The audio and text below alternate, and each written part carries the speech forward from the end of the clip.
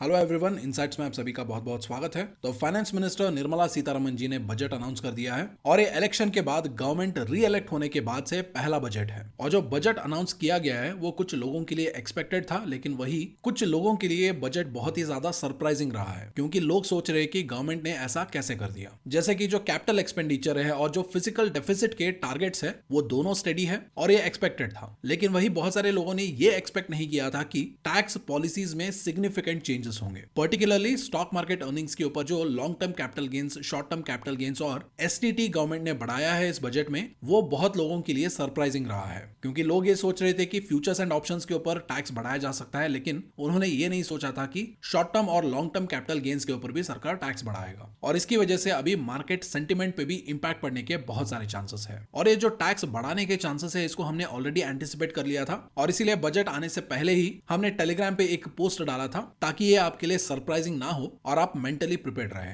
तो अभी अगर आप ओवरऑल बजट देखें तो एक तरीके का टारगेटेड बजट था जो स्पेसिफिक सेक्टर्स को सपोर्ट करता है। End of course in sectors में भी आपको कुछ स्पेसिफिक सेगमेंट्स के बारे में ध्यान रखना है, क्योंकि ऐसा भी हो सकता है कि अगर आप मिड कैप और स्मॉल कैप सेगमेंट देखेंगे तो हो सकता है उनका वैल्यूएशन ऑलरेडी बहुत ज्यादा हो और वहां पर वैल्यूएशन कंसर्न्स हो, जिसकी वजह से सरकार ने अभी ये जो बजट में इन सेगमेंट्स को या इन सेक्टर्स को सपोर्ट करने के लिए जो अनाउंसमेंट्स किए हैं उसके बाद भी ये मिड कैप और स्मॉल कैप अंडर परफॉर्म करे उसका भी चांसेस है। और उसके साथ साथ आपको कुछ अपकमिंग इवेंट्स के बारे में भी ध्यान में रखना है जो पोटेंशियली गोइंग फॉरवर्ड मार्केट को अफेक्ट कर सकता है। जहां पर अभी अगर आप देखेंगे तो हम जुलाई महीने में हैं, तो अभी एक ही महीने में आई थिंक क्वार्टरली रिजल्ट्स के अर्निंग्स भी आने शुरू हो जाएंगे। और उसके साथ साथ कुछ ग्लोबल क्यूज भी है, जैसे कि अभी आने वाले टाइम में फिर से फेड का मीटिंग होने वाला है, वहां पर इंटरेस्ट रेट वो घटाएंगे, नहीं घटाएंगे या बढ़ाएंगे, वो हमें देखना होगा। तो इसीलिए जो अपकमिंग फैक्टर्स है या अपकमिंग इवेंट्स है उन्हें भी जरूर कंसिडर करें। तो अभी इसके बाद बात करते हैं उन 8 सेक्टर्स के बारे में जिन्हें कल जो बजट अनाउंस किया गया है उससे फायदा मिल सकता है। तो इसमें सबसे पहला सेक्टर है सोलर सेक्टर,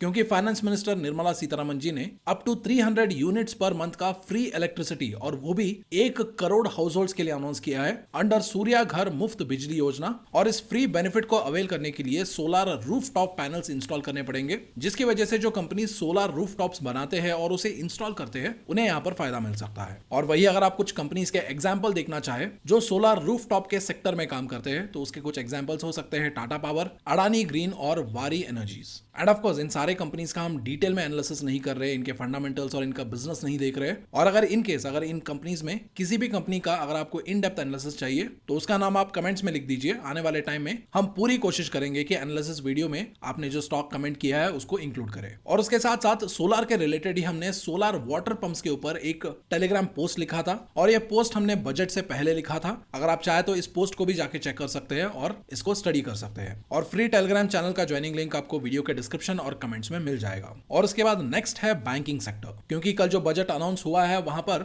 मुद्रा लोन्स का जो लिमिट पहले 10 लाख रुपए था उसको अभी 20 लाख रुपीस तक एक्सटेंड किया गया है। और ये जो मुद्रा लोन्स है इसको डिस्बर्स किया जाएगा पीएसयू बैंक्स के जरिए, स्मॉल फाइनेंस बैंक्स के जरिए और नॉन बैंकिंग फाइनेंशियल कंपनीज या एनबीएफसीज के जरिए। तो इसीलिए अभी मुद्रा लोन्स का जो लिमिट एक्सटेंशन हुआ है उसका फायदा इन सेक्टर्स में काम करने वाले कंपनीज को मिल सकता है। और इनका अगर आप कुछ एग्जांपल देखना चाहें तो स्टेट बैंक ऑफ इंडिया है जो कि इंडिया का बिगेस्ट पीएसयू बैंक है, और कुछ और पीएसयू या सरकारी बैंक्स है, bank of Baroda, bank of India और यूनियन बैंक ऑफ इंडिया। और इसके अलावा अगर आप स्मॉल फाइनेंस बैंक का कुछ एग्जांपल देखना चाहे तो उसका एक एग्जांपल हो सकता है एयू स्मॉल फाइनेंस बैंक, जो बेसिकली अंडर सर्व्ड या अनसर्व्ड बैंकिंग पॉपुलेशन को लोन्स प्रोवाइड करता है या बैंकिंग सर्विसेज प्रोवाइड करता है। यानी जिन लोगों के पास मेन स्ट्रीम बैंकिंग सर्विसेज का एक्सेस नहीं होता है उनकी मदद करता है स्मॉल फाइनेंस बैंक, और उसी का एक एग्जांपल है एयू स्मॉल फाइनेंस बैंक। और उसके बाद नेक्स्ट सेक्टर है एग्रीकल्चर का। तो अभी बजट में यह अनाउंस किया गया है कि एग्रीकल्चर इंडस्ट्री के लिए कई सारे मेजर्स लिए जा रहे हैं, जिसमें एक इंपॉर्टेंट मेजर है अराउंड 6 करोड़ फार्मर्स के जो लैंड है उसका जो पब्लिक इंफ्रास्ट्रक्चर है उसको डिजिटलाइज किया जाएगा with in the next 3 years, और ये स्टेट गवर्नमेंट्स के पार्टनरशिप में किया जाएगा। और अभी ये जो डिजिटलाइजेशन का काम है इसकी वजह से कुछ स्पेसिफिक कंपनीज को फायदा हो सकता है जो ऑलरेडी डिजिटलाइजेशन के सेगमेंट में काम करते हैं, जैसे कि सीडीएसएल है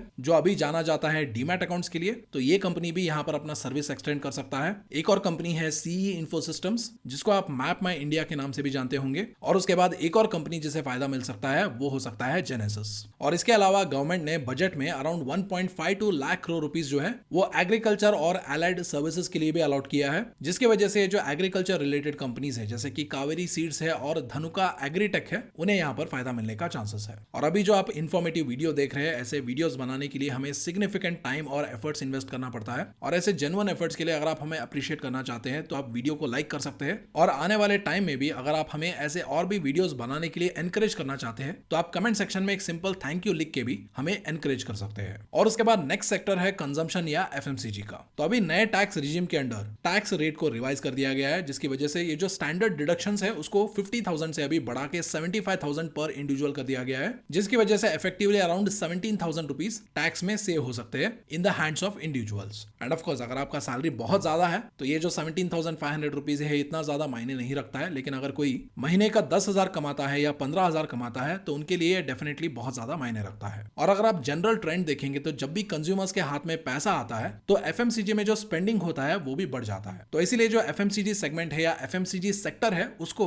इस रिवाइज्ड टैक्स रेट की वजह से फायदा मिल सकता है। और एफएमसीजी सेक्टर का अगर आप कुछ एग्जांपल कंपनीज देखना चाहें तो वहां पर एचयूएल है, आईटीसी है, डाबर, नेस्ले, ऐसे कई सारे कंपनीज है। और उसके बाद जो एफएमसीजी कंपनीज के सप्लायर्स है यहाँ पर उन्हें भी फायदा मिल सकता है। और अगर आपके माइंड में कोई ऐसे सप्लायर कंपनी का नाम है जो जायंट एफएमसीजी कंपनीज को केटर करता है तो उसका नाम आप कमेंट्स में लिख सकते हैं। और हाँ, यहाँ पर आईटीसी के रिलेटेड आप स्पेशल ध्यान दीजिए, क्योंकि आईटीसी जो है वो सिगरेट बिजनेस में भी इन्वॉल्व है, और हर साल बजट में ये एक्सपेक्ट किया जाता है कि टोबैको के ऊपर और सिगरेट्स के ऊपर गवर्नमेंट टैक्सेस बढ़ा सकता है, लेकिन इस साल ऐसा नहीं हुआ है। गवर्नमेंट ने टैक्सेस टोबैको और सिगरेट्स के ऊपर लास्ट टाइम जितना ही रखा है, सेम ही रखा है, कुछ चेंजेस नहीं किया है, जिसकी वजह से आने वाले टाइम में इसका फायदा आईटीसी को मिल सकता है। और उसके साथ साथ अभी एफएमसीजी स्टॉक्स में जो ग्रोथ एंटिसिपेट किया जा रहा है उसका एक और रीजन ये भी है कि रूरल डेवलपमेंट के लिए गवर्नमेंट ने एक सिग्निफिकेंट अमाउंट ऑफ पैसा बजट में अलोकेट किया है, जिसकी वजह से जो रूरल डिमांड है वो रिकवर हो सकता है और उसका बेनिफिट एफएमसीजी सेगमेंट या एफएमसीजी कंपनीज को मिल सकता है। और उसके बाद नेक्स्ट सेक्टर है हाउसिंग का, क्योंकि बजट में गवर्नमेंट ने around 10 lakh crore rupees allocate किया है, और इन पैसों से जो अर्बन पुअर है या मतलब शहरों में जो गरीब लोग हैं उनके लिए हाउसिंग प्रोवाइड किया जाएगा। लेकिन हाँ, यहाँ पर जो एक घर का कॉस्ट होगा वो सिग्निफिकेंटली कम होगा, क्योंकि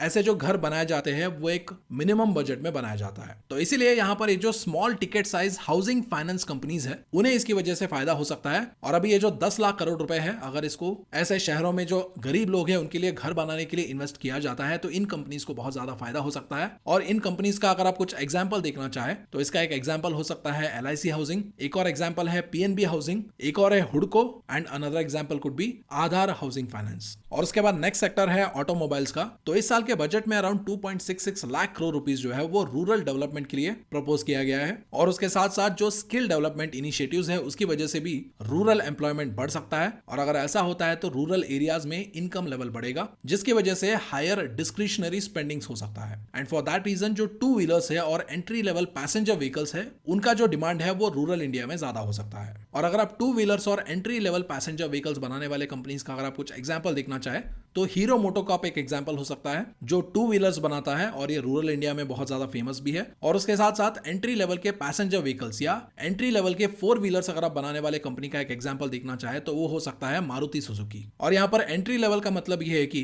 अगर आप कोई कार खरीदने जाएंगे तो वहां पर एक कार का ऐसा मॉडल होगा जो सबसे सस्ता होगा, तो उसको आप एक एंट्री लेवल पैसेंजर व्हीकल मान सकते हो। और उसके बाद नेक्स्ट सेक्टर है पैसेंजर गुड्स का। तो फाइनेंस मिनिस्टर ने बजट के दौरान ये अनाउंस किया था कि वो ये जो बेसिक कस्टम ड्यूटी होता है या बीसीडी होता है वो मोबाइल फोन्स के ऊपर कट कर रहा है, और जो mobile printed circuit design assembly होता है या पीसीडीए होता है उसके ऊपर वो ये बेसिक कस्टम ड्यूटी कट कर रहा है। और उसके साथ साथ वो मोबाइल चार्जर्स के ऊपर भी ये बेसिक कस्टम ड्यूटी कट कर रहा है। और अभी इस बेसिक कस्टम ड्यूटी को कट करने के बाद इनके ऊपर इफेक्टिव बेसिक कस्टम ड्यूटी लगेगा अराउंड 15% का। और अभी गवर्नमेंट के इस अनाउंसमेंट की वजह से क्या होगा, ये जो इंडिया के मोबाइल मैन्युफैक्चरर्स है या इन प्रोडक्ट्स को मैन्युफैक्चर करने वाले जो कंपनीज है उनका कॉस्ट कम होगा और उन्हें सपोर्ट मिलेगा। सपोर्ट इसीलिए मिलेगा, इसकी वजह से इनके मार्जिन ज्यादा हो सकते हैं, और मार्जिन ज्यादा होंगे तो इनका प्रॉफिटेबिलिटी बढ़ सकता है। और इस सेक्टर का अगर आप एक एग्जांपल देखना चाहो तो डिक्सॉन टेक्नोलॉजीज एक एग्जांपल हो सकता है जो इंडिया में बहुत ही वेल एस्टैब्लिश्ड मोबाइल फोन्स का मास मैन्युफैक्चरर है, जो बेसिकली इंडिया के अलग अलग मोबाइल ब्रांड्स के लिए मोबाइल फोन्स का मास मैन्युफैक्चरिंग करता है। और गवर्नमेंट के इस अनाउंसमेंट के बाद इस कंपनी का जो मार्केट पोजीशन है और ग्रोथ है वो आगे चल के और भी ज्यादा स्ट्रांग होने का चांसेस है। और उसके बाद नेक्स्ट सेक्टर है हाउसिंग फाइनेंस कंपनीज का। और यहाँ पर ऐसे हाउसिंग फाइनेंस कंपनीज को ज्यादा फायदा मिल सकता है जो